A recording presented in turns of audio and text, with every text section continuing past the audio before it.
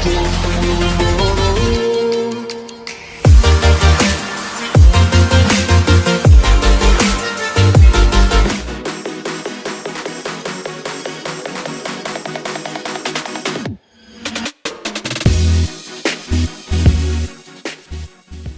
welcome you all for the last panel discussion of the international conference hosted by the Journalism and Mass Communication Program of the Navrachana University in collaboration with Arab Open University, Saudi Arabia, and Research Culture Society, Vadodara, where we will discuss the topic of language, literature, and media in the information age. From the telegraphs and the gramophone to cinema and cyberspace, 20th century literature frequently addressed the wondrous and the weird nature of the emerging technologies. It is true that new communication technologies often produce new frameworks that adjust the ways in which literature appears: the page, the screen, the website, and the file window. Please note that the last 10 minutes of the session, we will have a question answer round, so you can type your questions in the chat box. The panel session will be taken ahead by Dr. Mandira Sigdar, who is currently an associate professor in the School of Liberal Studies and Education University. She is chair of PhD program, head of communications department, and head of international collaborations at the university. Over to you, ma'am. Thank you. Good afternoon to everyone. It is indeed an honor for me to be able to introduce the moderator of today's session, Dr. Shaju Osif. Dr. Shaju Osif is an associate professor and dean of the Faculty of Language Studies at Arab Open University, Saudi Arabia. He holds a PhD in English language and literature. He is the author of the book Cultural and Identity Politics in African American Fiction. His articles have appeared in several reputed international journals. Dr. Shaju Osif is also working as the foreign external examiner of PhD dissertations to many Indian universities and NITs. On behalf of Navrachana University, we welcome you, Dr. Osif, and request you to please moderate the session. Over to you, sir. Thank you very much for your warm welcome. Today's panel discussion, we are going to focus on the topic language, literature and media in the information era. Just to begin this panel, we have Dr. Sameh Jalil, the Assistant Professor and HOD of Arab Open University, Jeddah and Medina Centers, and Dr. Mohsin Abbas, Assistant Professor in Medina Campus, Arab Open University. Both of them are my colleagues, distinguished colleagues working with me at Arab Open University, KSA. And we have also Dr. Vandana Telegodkar, Head of the Center for Education, Innovation and Research, Navrachana University. These three panelists will brainstorm and come up with interesting ideas for this particular session. To begin with, I would like to comment on the importance of media in this information era. Dissemination of information across international borders has been intensified since the emergence of digital technology. The internet, which drives the digital platforms, has drastically changed global media and communication landscape, enabling everyone anywhere to access to the same information, to contribute and share contents with each other. And communication through such uncontrolled channels where ordinary citizens assume the role of journalists can be both useful and harmful to information consumers. This is because the internet is used for promotion of terrorism or pornography or fraud, and even spreading hate messages or misinformation and disinformation. The other day, Dr. Robi was speaking about misinformation and disinformation. So in this context, we have to look into these specific issues. Hence, the need for media, information, and digital literacy for everyone to be able to use these digital platforms safely and responsibly while accessing and disseminating information is something very outstanding. So this plenary session, I hope, will help us to discuss more about the digitalization of the media and the impact on the dissemination of information. First of all, I would like to call Dr. Vandana Telegonkar. Dr. Vandana is an associate professor at SLSC SEDA, Navrachana University. She did her PhD from the Center for Advanced Studies in Education. She has an international diploma in teachers and trainers from the University of Cambridge. Dr. Vandana, I request you to take on the floor. Dr. Vandana, could you please unmute your microphone? Thank you, Dr. Shaju, for your kind words in introducing me. Uh, when this panel discussion was presented and I was asked to make a presentation, the title of this session attracted me, Language, Literature and Media in the Age of Information Age. So what is it that connects language, literature and media? What I find is that a common thread combining and binding all these together is their quest for capturing and presenting reality, reality around and reality of the society, all kinds of reality, the socio-political, cultural reality. Now, what I'm going to do in my presentation is examine how the reality is captured by these three through vis-a-vis the role of humor. Now, humor has been a part of literature since a long time. Humor is very critical to human existence as well as for the existence and survival of a society. Humor helps us in cognizance and expression of incongruity that we may see around us. It is also very helpful in release of stress and anxiety. And of course, it does play a significant role in subversive communication about various power structures that may exist in society. Now, looking at this broad perspective of humor, humor appears to be a safety valve for the society. It's a vent which a society has so that it is protected and it saves itself from implosion. Moving to the very interesting term added to this theme, that is information age.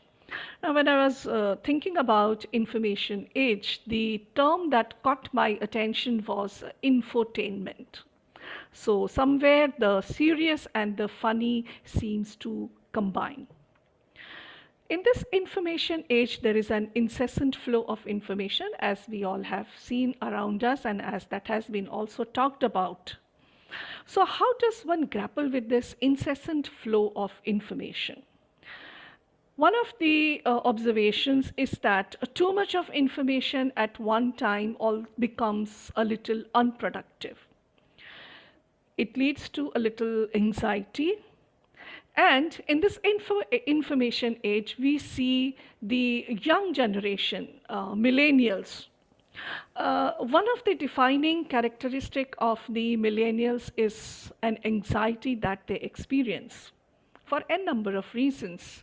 And one of the reasons is a kind of a ruthless disintegration of other anchors of their life, like family and religion.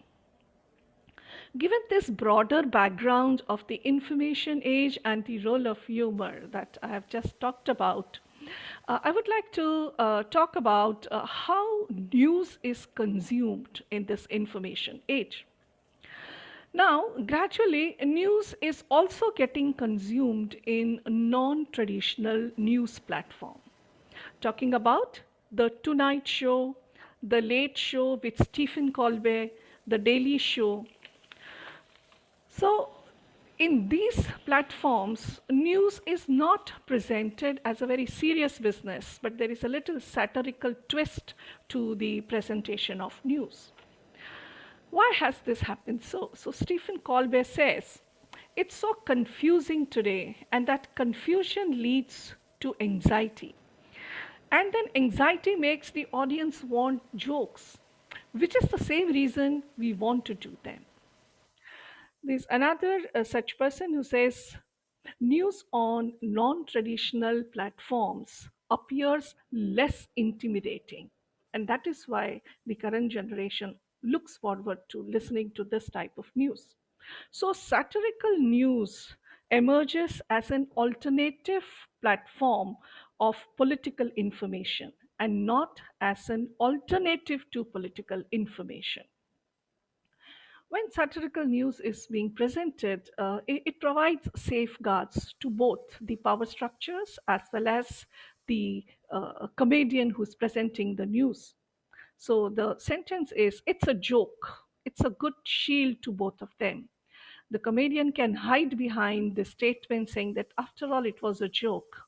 And at times, the power structures can also ignore it by saying, after all, it was a joke. Now, with this background, I move ahead to the form of entertainment that has recently caught attention in India, though it has been a well established platform in the West, the stand up comedy. Now, stand up comedy in the Indian context captures the socio political reality and presents it in a humorous way.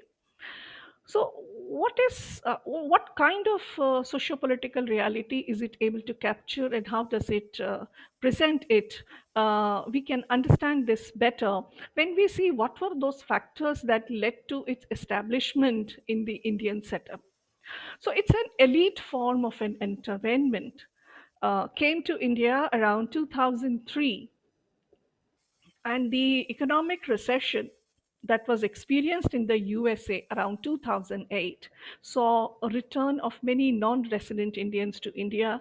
Around similar times, there were establishment of many multinational corporations. There was a rise of disposable income in the middle class section of the society, as well as rise in aspiration, and the coming or return of NRIs and the establishment of MNCs also provided an exposure to the Western sensibilities and the Western ideas. So, with this background, using English language, the stand up comedy got established. But it still remained an elite form of entertainment because of many factors. Number one, it uses largely English language, though of late there are comedians who are using Hindi and other regional languages, and there is a combination of Hindi also along with English, but it is a little less. Also, most of the stand up comedians are males, so there is a very masculine perspective of capturing the reality. Another interesting aspect of this is the high rates of ticket. Of course, now that these shows are available on the OTT, also it has made available a greater access to these programs. But the high ticket rates also ensures that only a particular section of society becomes a part of it, and thereby all these factors together make it a very elitist kind of a capture of social reality. Now, what happens and in these programs, and how does the comedian capture the social reality? So interesting processes happen, and first is there is a creation of a collective, and the comedian as well as the audience form one collective, and together there is a conversation largely from the side of the comedian with the audience, and they laugh at certain aspects of society which are taken up by the comedian. At times, there are hecklers in the collective, and then the hecklers perhaps do not become a part of the collective. So they are outside the collective of. So there is a formation of us versus others. So us becomes the comedian and the audience who are joining in the laughter at whatever foibles of the society are being presented as a joke.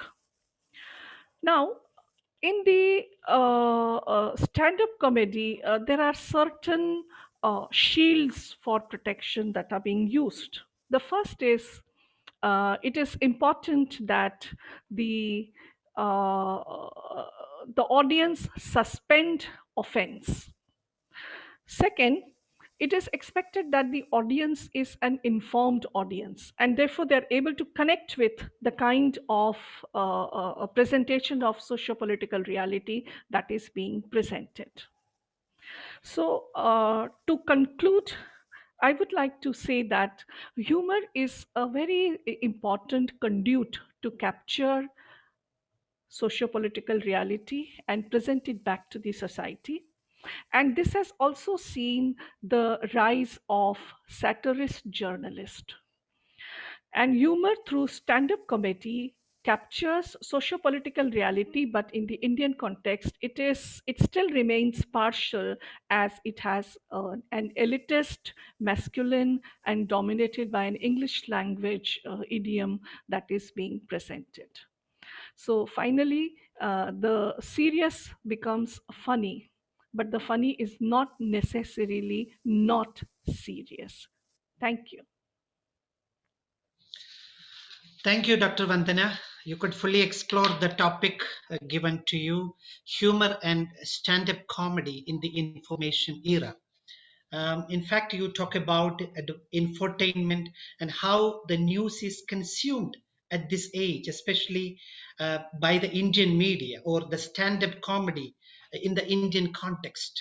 Very informative and insightful thoughts that you shared. Thank you, Dr. Vandana. We will get back to you towards the end of the session with any questions from the audience. Now we leave the floor to I invite Dr. Sami Jalil. Dr. Sami has been in the field of English language teaching and English studies for more than 20 years. And Dr. Sami is a George Eliot Thomas Hardy scholar with a PhD in both. And his research interests are far and wide, and they range from Gothic, subaltern, African Cleopatra to Trumpism. Dr. Jalil currently chairs the Language Studies Department in our Jeddah Center, Jeddah and Medina Centers of Arab Open University, KSA, and he has been working with me since 2008 when I joined at Arab Open University. Thank you, Dr. Sami. I welcome you to the floor to start your session on the topic. Let me introduce your topic. The topic is literature and media, complementary or mutually exclusive. Dr. Sami, the floor is yours. Can you guys hear me over there? Yes, Okay, we can hear now you, they Dr. can. Sami. Okay. Yes. Thank you, Dr. Shaju, for this introduction. Dr. Shaju, like he said, we've been together for quite some time. He's such an interesting colleague and a very warm-hearted boss. He has been our boss for quite some time now, and we haven't seen but love, compassion from him. Thank you, Dr. Shaju, for everything. Today, inshallah, I'm going to address myself to a topic that has been intriguing me for quite some time now. It's the relationship between media and literature. Who comes first? Who has precedence over the other, if any? If this should be the characterization, should they work in collaboration, or should they should one of them is perhaps monopolizing the airwaves, if you like, to the total exclusion of the other? As a literature,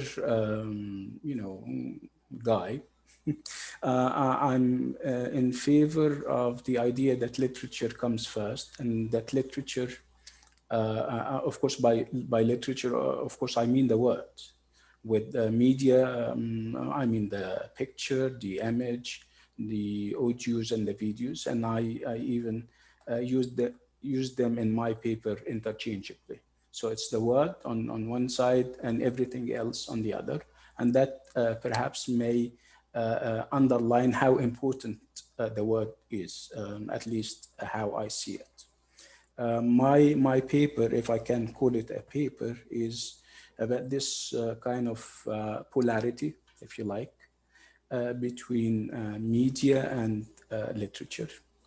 So it's literature and media, and I'm asking this perhaps rhetorical question because nobody would assume that he or she has the full answer to this question. It's an evolving research area, and I am happy to contribute input to it. So literature and media, whether they are complementary or mutually exclusive. First of all, I would like to thank the conference and the people who are organizing it for the invitation and for the opportunity to share my thoughts and ideas with my fellow panelists and also the members of the audience. But perhaps before I do just that, I would like to show or express my gratitude to India and the idea of India. I come from this part of the world where India means a lot for us through the cinema, through the culture. It's something that we grew up with. When I started off, like everybody else, I'm a kid going to movies where Indian movies are a big deal. Of course, we go with the assumption or with the, we have this shared thread among us as Arabs and as perhaps Middle Easterners. The idea of you need to willfully suspend your disbelief, because in Indian movies, as you're aware, everything happens. From people. Having directors raising people from the dead, walking through fire, and all those fiery imaginative. They enrich the imagination, and this used to happen even before we had this spread of the the cartoons and animations and all these kinds of things. And then when we grew up and we became English teachers, we started to have the influence of major Indian intellectuals like Homi Bhabha, like Spivak, and others. And Indians never stop to inspire us, of course. We now have perhaps the inspiration will shift to my son, who is studying IT now. He would have an Indian like this CEO, Google CEO, who happens to be Indian.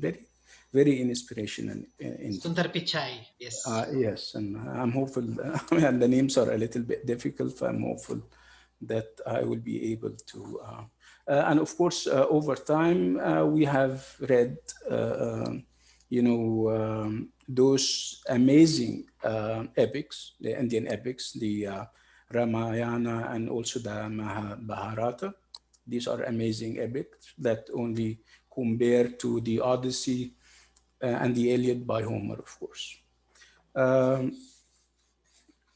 Again, the idea is about this intriguing question about the picture and the words, whether there is rivalry between them or there is some kind of the fact that they complement each other. So my overarching question would be whether the picture or the motion picture, for that matter, is it really worth 1,000 words? This is something that we have inherited, unfortunately, and sometimes we don't challenge concepts and ideas. Like I said, I'm using the word picture to interchangeably with image, with video and audio, and I'm pitting all of them against the word.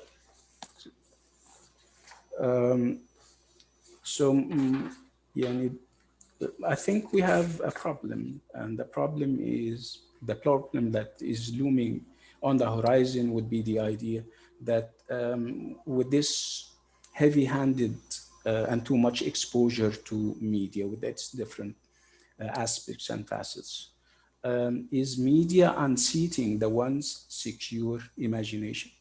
So when we talk about the word, we talk about the imagination. When we talk about picture and audios and videos, we talk about perhaps imagination, but is perhaps it's kind of twice removed from original imagination. It's we start with the word, like I said, you have to have a script, whether you like it or not, and then you have your own adaptation of the script. So it's the word, but we have reached a stage where people forget about the word and focus on the image, and this is where the problem lies, as far as I see it. Again, it's an assault on the imagination because somehow a selected few are exercising some kind of monopoly over the imagination. So the imagination is not the popular imagination that we all share. It's you have the word, which is obviously a part of a novel or a short story or whatever the genre is, and then it is adapted to the movies and to the cinema. And the problem lies in the fact that the interpretation is exclusive to a number of directors, a number of scenario writers, and we totally forget about the original writer. This is, I mean, how he sees stuff, he or she, of course, and also the audience. I mean, if we leave people to start with the book and they set their imagination free, that would be very democratic. But now it's very dictatorial. Dictatorial in the sense that we have a number of people who, come up with their own interpretations about the word, about the book, and then they provide us or they reproduce the work in an adapted form. Is that correct? No. Obviously, this is not correct because over time, as far as I see it, this is drying up of popular imagination, if you like, where we have ready-made images. We don't go to the book anymore in order to have our own interpretations of the what is happening in the book. I mean, over time, imagination is going to draw up, and this is going to be a catastrophe because imagination is responsible for the accomplishments, the human accomplishments that we've been making all through. So again, is the picture unseating the one's secure imagination? And if so, would we allow this to happen? This is also a concern that I am sharing with everybody. Will we allow this broad daylight hijacking of the imagination? Are we willfully prizing the few over the many? And of course, the few here would mean the content writers, people who adapt, I mean, novels and short stories and all these kinds of things to the to the cinema, and they would have their own exclusive interpretations, and that would, in the process, dry up our perhaps our ability to perhaps think for ourselves, set our imaginations free, and come up with our own conclusions about how and what something means. Would you stop this monopoly on the imagination as exercised by a selected few? So this is what I call the danger of let it go. And of course, there is this pun on let it go. You're familiar with the song, Let It Go. frozen. The movie is frozen. So we're in front of this danger. We're facing up to the danger of let it. Would we let it go?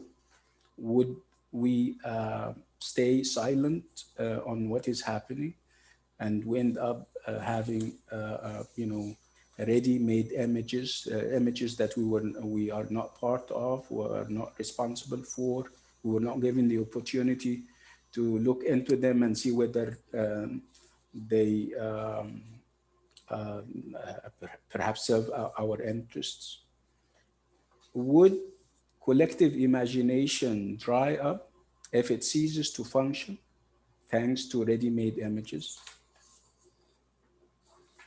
Is it existential slumber that we need to wake up from if we're perhaps not taking action? And action can be, the reading programs that we're having in schools. Perhaps we need to stress the fact that reading is should at all times come first, and then we reinforce that. And then, whether we like it or not, media came to stay. This is a reality that we're not going to change, but at least we shouldn't come to terms with it. We should grapple with it. We should see how we can put in place strategies that can kind of endear reading to people, so that reading comes first, and then they can safely make the transition to media and the productions of media. So is multimedia, excuse me, is multimedia weaning the right thing to do? Should we wean ourselves off the this heavy exposure to media at all times, in the morning and at night? It's obviously it's a 24/7 effort. Okay, so it's as if the mobile with its different applications, of course, are it's as if we're born with them. They are perhaps another organ or another part of our body. So this is very serious and this is very dangerous, as you are all aware. So is multimedia weaning the right thing to do?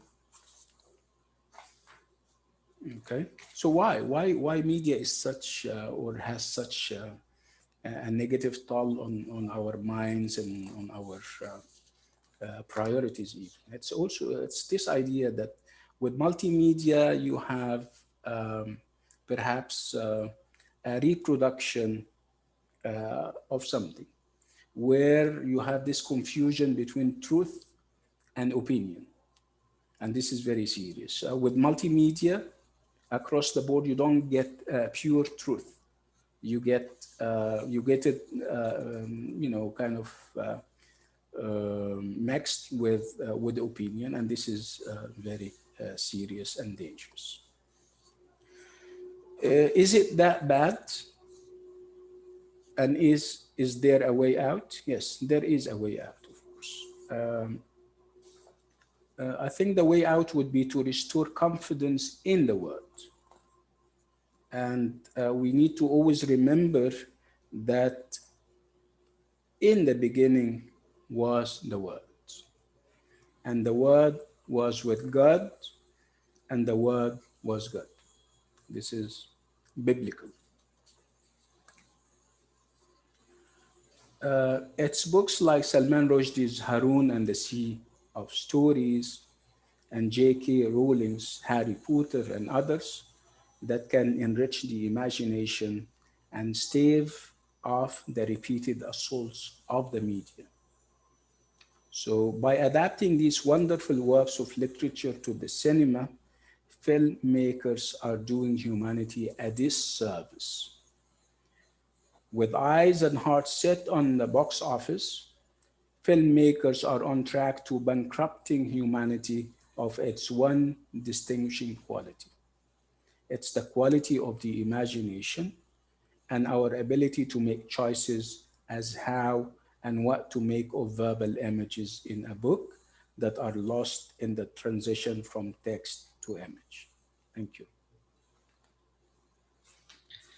Thank you, Dr. Same. You could very well explore the content of the topic, um, literature and media, whether they are complementary or mutually exclusive. At the beginning, you were talking about the polarity between media and literature, and you mentioned about, you came up with the wonderful comparison of Indian epics, Ramayana and Mahabharata with Iliad and Odyssey. Well, you also mentioned about how people forget the original word uh, and its transition to media, sometimes often ending up with an assault of the imagination. So, towards the concluding part, you could intelligibly mention about the safe transition from word to media, and how we can restore confidence in word, at the same time grappling with, the influence on the media. Thank you, Dr. Same, for your insightful presentation. Thank you. Now I welcome Dr. Mohsin Abbas. Dr. Mohsin is an assistant professor uh, in Arab Open University in our Medina Center. He earned his PhD in 1999, and he has taught in more than 6 well-known universities in the Middle East. He also founded the Egypt Education Watch in 2005. And his research interests include, but not limited to, world drama, cultural studies, adaptation theory, and translation. And he has translated already 4 major plays from English to Arabic. Today, in this panel session, he is going to talk about humanities, digitalization, and interdisciplinarity. Dr. Mohsin, the floor is yours. Thank you very much, Dr. Shajo, for this very warm introduction. I also I do thank India for hosting this wonderful conference, and I do thank everybody that is present with us in this session. I have known Dr. Shajo for like more than 10 years now. We've started working together in 2011, and actually since then we've been close colleagues and friends, and he's a wonderful person, together with my other colleague, Dr. Sameh. I would like to repeat the influence of India on us as Egyptians. India is a great and wonderful country. It's the most, I think, the country that we like most in Asia. I mean, we love India very much. I remember in 1989, when I was just starting my master's degree, and I got a 1-month scholarship in Hyderabad, in the American Studies Research Center in Osmania University in Hyderabad, to collect data for my master. That was my first experience to get out of the country, and it was in India. So I like the country very much. And my second visit to this American Studies Research Center in Osmania University, Hyderabad, I had the chance to visit Agra, Taj Mahal, New Delhi, and also I spent some time in Bombay, and I had a lot of Indian friends, actually, very intellectual people and wonderful people. It's a wonderful country, a wonderful culture. Coming to the paper I'm going to read for you today. It sounds more literal. I was thinking a lot how I'm a person that came from literary studies, so I was trying to connect between literary studies and media. So I start with this introduction, and the question that pops up from time to time under economic pressures in many institutions.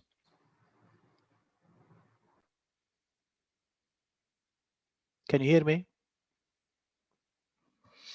The question that pops up from time to time under economic pressures in many institutions is what the future with the humanities.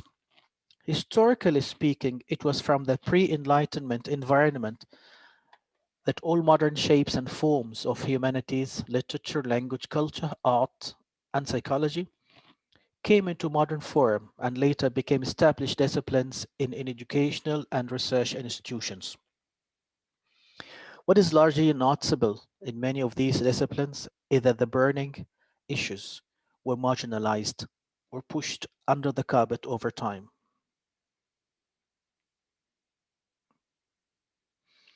These left out problems make it a must for us to rethink the whole discipline now and maybe to change the established limits of the discipline itself. It is historicity that helped the humanities take its modern institutional shape and which makes it a requirement at the present time for the humanities to examine itself in response to the new challenges that our moment poses. Additionally, there's a need to benefit from the revelations and insights other disciplines have produced over the last 2 centuries. From now on, the humanities and other social sciences and maybe some hard sciences will largely have to take an interdisciplinary approach to produce knowledge and to be able to provide relevant interpretations and results to human beings. That cannot be done now from within the old boundaries of these disciplines. The limits of these disciplines are now challenged and pressurized to expand. With literary studies as my springboard, my brief paper aims to cast more light on the endeavors and literary researchers have exerted to usher to the roads that can make interdisciplinarity or multidisciplinarity a viable possibility. This untraveled road will not leave the humanities unchanged. New collaborations are essential to map out the new research terrain in the coming decades. Literary studies. The change that has happened in the literary studies did not take place overnight. Fortunately, it has gained more momentum in the last quarter of the 20th century. Literary critics until the 1960s were trying to protect the autonomy of literary studies by redirecting the focus from the author and the process of art creation to the reader himself in order to help him read the text away from any external influences. Thus, they were preserving a practice that started with ancient Greeks. From the late 1960s on, literary studies started to drift away from the traditional focus on aesthetic and textual criticism and began to lean on other fields, such as psychology, linguistics, philosophy, history, anthropology, politics, and gender studies, in order to achieve its objects and re-energize its practices. The literary eye is looking into other disciplines to deepen and enrich their analysis of human life. Literary scholars are now reading social or cultural objects in a literary way. Further, with the turn of the new millennium, there was a trend in some universities in Europe to combine literary and cultural studies together in what they call a multidisciplinary field, where the exchange of knowledge is mutually reciprocal. The four main concepts on which this literary and cultural studies program is based are fictionality, rhetoricity, historicity, and textuality. Translation studies. Translation as a profession and as a literary exercise has endured for hundreds of years, but the academic and institutional study of translation is new.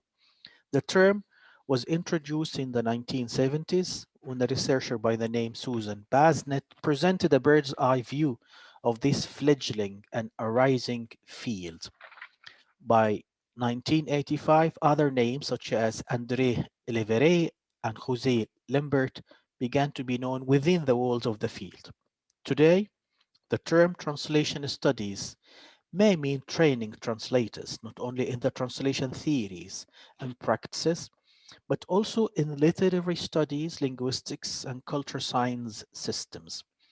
The fall of the Soviet Union, the opening up of the Chinese economy to the West, the political, economic, and cultural changes in the Middle East, the developments in the European Union, and the idea that the world is rapidly changing under the pressure of globalism created a greater world interest in the study of translation. Furthermore, translation theorists have recently emphasized the importance of the cultural contexts of the source text and target text as well. Translation studies also favored a more holistic approach to the study of the field. With the rising importance of this new genre of literary and linguistic studies, the boundaries of the academic study of literature and linguistics began to expand into new research areas like translation and psychology, translation and global migration, translation and ideology, translation and the media, and last but not least, translation and multilingualism. Digital humanities. A newly growing interdisciplinary academic area is digital humanities. This includes digitalizing cultural objects and the ever-increasing use of digital media by many groups of our contemporary society. Now, the research materials of digital humanities is growing in size and quality. We can point at huge world projects that make thousands of texts and images digitally accessible to both interested researchers and the public readers at one and the same time. The continuous building of digital archives and the facilities that the internet provides in the four corners of the world can be regarded as a great technocultural achievement in the present time. The question raised is how can this new direction in studying humanities of the humanities produce approaches and insights that can redefine the discipline?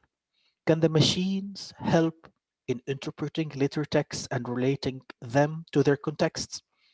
In fact, researchers will have to develop digital data analysis applications that can do the work of a human mind in its age-old practice of analyzing literary texts. There's a belief that computers researchers may have to develop tools that can find patterns in and between literary texts by way of analyzing huge computerized data in an attempt to develop the quality of approaches and research in humanities. Digitalization makes it a must for literature to depend more on media, and at one and the same time underlines the technology component in all aspects of book production and use. These new developments can add to the experiences and competences of both students and tutors of literature and media. Genuine interest in studying and teaching literature should not prevent both students and teachers of literature from acquiring new competencies like online writing, online teaching, and publishing. The books we read are not only used for reading, but they are also a component in an industry that can change the shape of book production and publishing over time. Conclusion.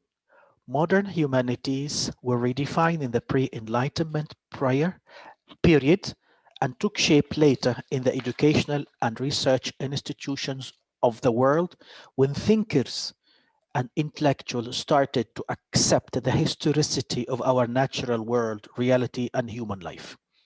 In the course of time, many critical issues were sidesteps until the concept of interdisciplinarity or multidisciplinarity emerged and made rethinking the whole discipline a requirement. There might be a need to move the orthodox boundaries of the discipline to cope with all the new developments, insights, and revelations that are manifest and visible to everybody at the moment.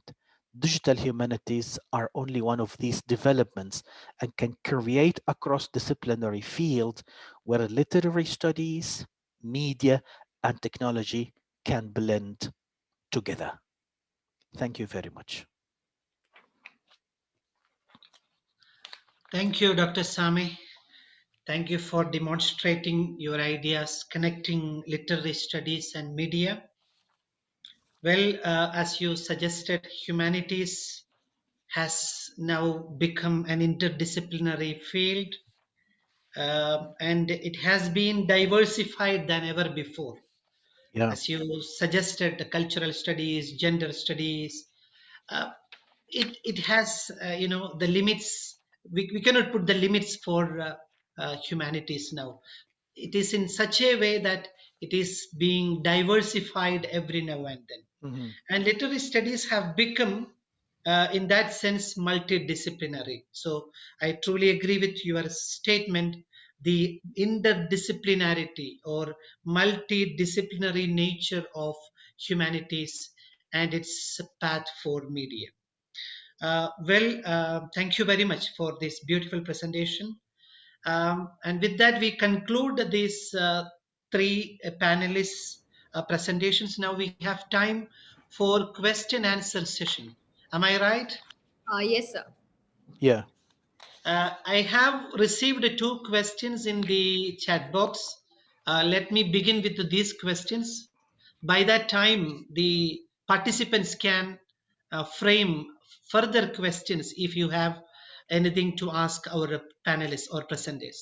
Question one, globally, numerous languages are dying because of the dominance of a single language. Of course, the single language is, we are talking about English as the lingua franca, the language of the common people or international language. So in this era of social media, the use of English language is maximum. What all steps can be taken to preserve the indigenous languages, the native languages? This is a question open to all panelists. So I welcome every one of you to contribute. Yeah, I think I can answer to that. Yes, Dr. Sami, we'll begin Yes. with. Yeah, it's no, it's cultural hegemony is political hegemony. Make no mistake about it. So we live in a in a one pole world where you only have one superpower. If this is going to change anytime soon, where we can have perhaps bipolarity or until and unless this happens, I don't believe that I mean other languages dominance would see the light of day. Thank you. Thank Uh, you, Dr. Sami. Dr. Mausen? Doctor, I was once attending a conference in Canada. I think that was in 2008 or 9. It's in Vancouver, Canada, and there's a term that they are using a lot in Canada. They are talking about the First Nations. I mean, the language and the culture of the First Nations. So, but they are not only talking, but they are working to preserve and maintain these in the Canadian life. So the most important idea is that there should be a revival of the indigenous languages in the national, or at least in the state curricular, educational curricula. I mean, the literature and the language and the of the indigenous people in countries like India and New Zealand, Australia, even in certain sites in America, in Latin America, in Africa, uh, there should be a place for the culture and the language of the indigenous people in the education curricula. I mean, even if this can be يعني done at a small level. I mean, I remember that like 20 years ago, when the novelist, I think from Kenya, wrote his novel in his indigenous language, and then after like 1 or 2 years, I think Thiago, I don't remember his name, but the novel didn't sell a lot because it was in the indigenous language, so he has to translate or to translate and write it again in English because Is it a New Giva, Tiago? yes, yeah. So this is important. I mean, yeah. So I think these indigenous language have to be given respect and have to be revived, because if the world is talking about diversity doesn't mean diversity of color. It's a diversity of culture and language. It's a diversity of history. It's a diversity of what connects to our souls. Our culture is part of our souls. It's part of our psychological peace and stability. So I think that cultures, people, governments have to work for that. Thank you, Dr. Mohsen. Over Yeah. to Dr. Vandana.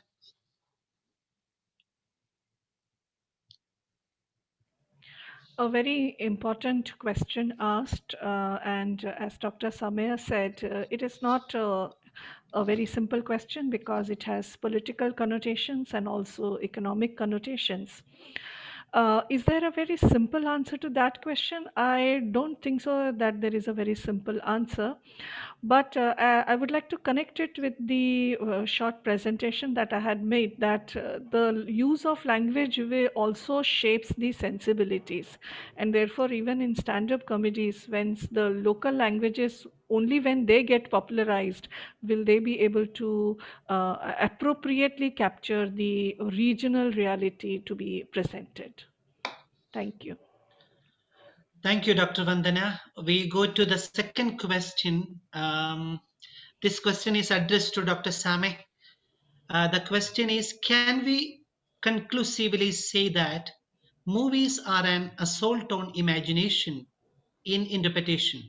For example, Stanley Kubrick's adaptation of The Shining by Stephen King, I think, had many elements that encouraged imagination. For example, the use of labyrinth by Kubrick, which could be interpreted in many ways. So, can we assign the production of imagination to words only? This is a very interesting question. What perhaps I don't like about the question is the idea of conclusivity, because there is no such thing as conclusivity when it comes to research, to start with. The second part would I'm not saying that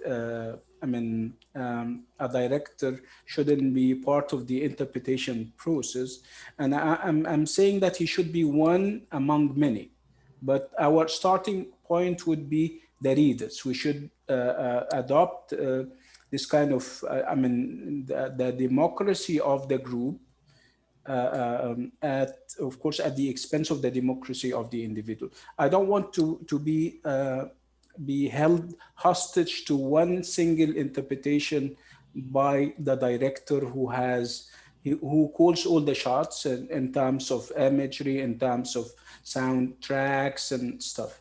I need to start with the book. I need to come up with my own interpretation as a reader. And then after that comes the interpretation of the director. This is what I meant. But I'm not saying that the director shouldn't have his own vision and his way of seeing stuff. But he is, again, one among many. Thank you. Thank you, Mr. Calvin, for this wonderful question. Now we have over 31 active participants listening to this panel discussion. I leave the floor to all the participants to come up with interesting questions. Um, Good evening, all the panelists. Yeah, I also have similar questions to what Dr. Calvin asked. Like when we are looking at the adaptation, and especially from literary perspective, uh, is always taken from the like say loyalty to the text. Okay, that how the film or a TV series is loyal to the original text, and we normally discuss from that perspective only. But like in translation also, we talk about that loyalty and adaptation is considered a modern way of translation, especially in a different medium. So we call it transmutation or intersemiotic translation. So in that case, yes, loyalty is an important issue. But apart from that, like we always talk about loss in translation. When we translate from one text to another text, we lose something from the original text. But at the same time, when the translator or the adapter is a good or a creative person, then he or she would uh, put something that was not originally there in the text. So there is a gain in the translation. For example, when Akira Kurosawa adapted the short story, Japanese short stories called uh, what was the Rashomon. Okay. And Rashomon today, like we outside Japan, we come to know about the short stories of Japan through these kind of films. And Rashomon, like in film theory and in media studies, also we now recognize something called Rashomon effect, which is more related with the film rather than the story. So it has given the identity to the entire literary tradition because it was adopted in such a good way. So that kind of gain is also an important aspect when we are looking at the interpretations. So what is your opinions about that? Thank you, Dr. Khatri. I guess it has to do with the. I think we need to unpack some of the terms that you have come up with. I mean, the idea of loyalty. Who decides who is loyal and who is not? Yes. And who decides whether the adaptation is as good as the original or perhaps better than the original? Again, like I said earlier, we're not against the director and perhaps the scenario writer having their own conclusions and having their own interpretations. What we're trying to say is that with the appeal and the graphic appeal of the cinema, people lose interest or lose sight of the fact that there is an original that they should go back to and judge things against. This is the issue, at least with me. Thank you. Can Like, I yeah, please. Then I would like to add something to that. uh, can I comment, Doctor? Yeah, yeah, Yes, please. Dr. Moss. Okay. Actually, there are two approaches to dealing with the text. I mean, adapting a new text into a different media, whether it is a movie or a play or something. And this is a new trend in the studies of adaptation. Yeah. The first one is those who prefer what we call the loyalty to the text. But the text itself is a relative hold on reality. It's True. not an absolute hold on reality. It's an attempt to see reality. Yeah. Literature is by nature is selective.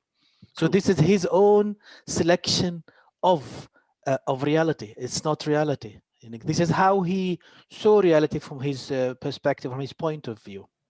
So the second theory that says that every adapted work is a new work. Yeah. So once I don't have, I mean, a text is not a holy book. It's not the Bible. It's not the Quran. You know, it's just as I said. It's historic.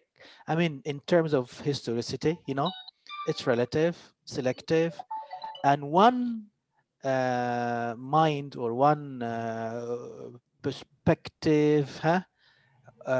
Look at reality. So the new approach to adaptation came out in 19 into 2006.